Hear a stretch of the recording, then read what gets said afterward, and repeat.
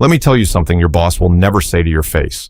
You could work at your job for the next 40 years, show up early, stay late, never miss a deadline, get every promotion available to you. And at the end of all of it, you will most likely retire with just enough money to survive. Not thrive, not live freely, just barely survive. And the terrifying part is not that this outcome is possible. The terrifying part is that most people see it coming from miles away and still do absolutely nothing different. Today, we are talking about why your salary, no matter how large it gets, will never be the thing that makes you wealthy. And more importantly, what actually will. Stay until the end, because the last 2 minutes of this video contain the most practical and actionable advice on this channel yet. Here's the first thing you need to fundamentally understand about how money works. A salary is not income. A salary is a lease on your time. Every single morning you wake up and go to work, you are renting your hours to someone else at an agreed upon rate. And like any rental agreement, the moment you stop showing up, the payments stop coming in immediately. Get sick for a month, payments stop. Get laid off, payments stop completely. Decide you want to take 3 months off to recover from burnout, payments stop. Your salary has zero loyalty to you. It exists only as long as your ability and willingness to keep showing up does. Now contrast that with how wealthy people generate their income.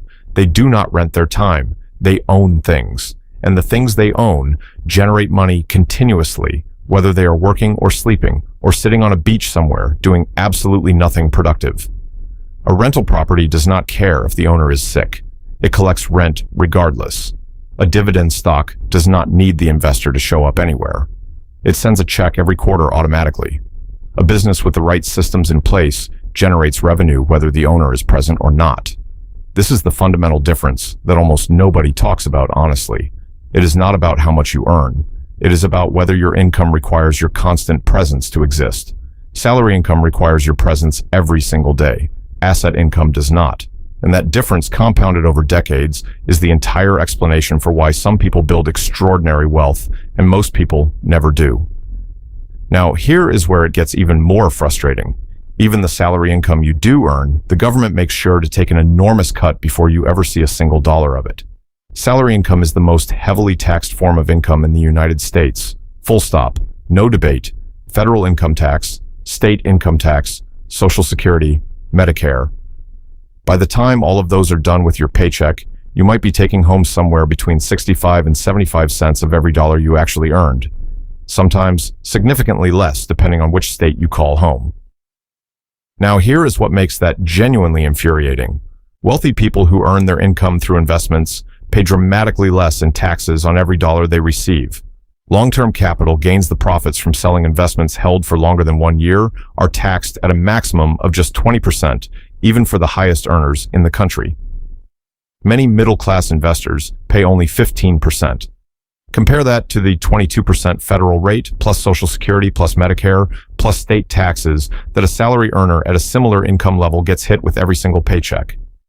Rental income can be sheltered almost entirely through depreciation deductions, a completely legal accounting strategy that real estate investors use to dramatically reduce or even eliminate taxes on cash-flowing properties. Qualified dividends money paid to you simply for owning shares of profitable American companies are taxed at those same lower capital gains rates. The tax code is not neutral. It was not designed randomly. It was written by people who understood wealth, and it systematically rewards every form of income that wealthy people rely on while taxing salary income, the income that working Americans depend on most, at the highest rates possible. Working harder inside a salary structure will never solve this problem. The structure itself is the problem.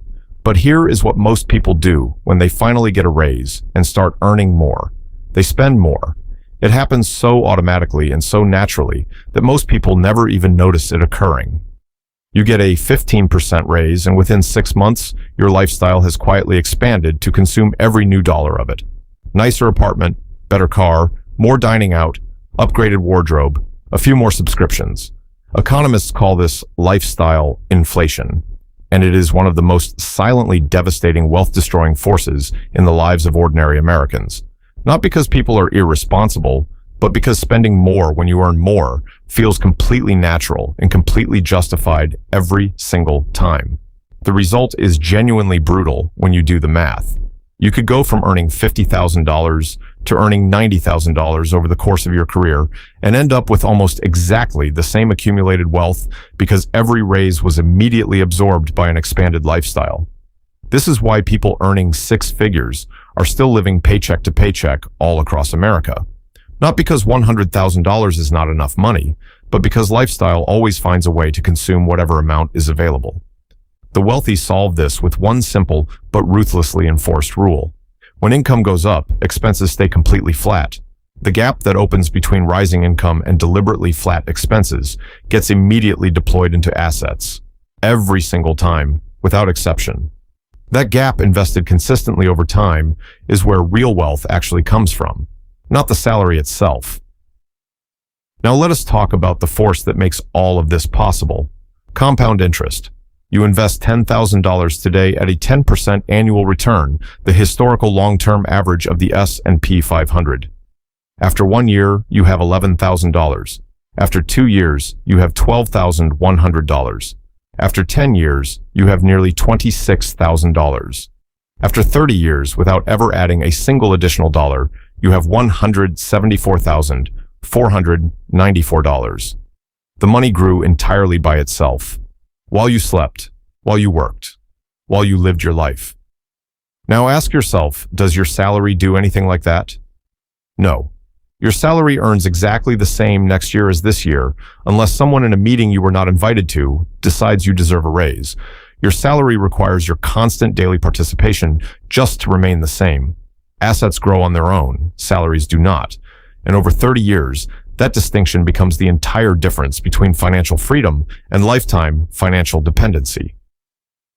Here is what all of this means practically. The path to real wealth for a regular person is not to earn dramatically more from their job. It is to use what they already earn to acquire things that earn money automatically. Index funds, rental properties, dividend stocks, a side business. These are the vehicles. Your salary is the fuel to get them started. The person earning $55,000 per year who invests $400 every month into a simple S&P 500 index fund will have over $1.3 million after 35 years. The person earning $120,000 per year who spends every dollar will have essentially nothing. Income is not wealth. Income consistently directed into assets becomes wealth. Start today, not when you earn more, not when the market feels safer, not when you have everything figured out. Open a Fidelity or Vanguard account. Set up an automatic monthly transfer of whatever you can afford, even $50, into a simple S&P 500 index fund. Leave it alone and let compound growth do what no salary ever could. Your salary is a starting point. The greatest financial mistake you can make is treating it like a finish line. Drop a comment below telling me what your first asset is going to be. I read every single one. And next week, we are getting into exactly how to build your first $100,000 from scratch, step by step. Subscribe so you do not miss it. See you then.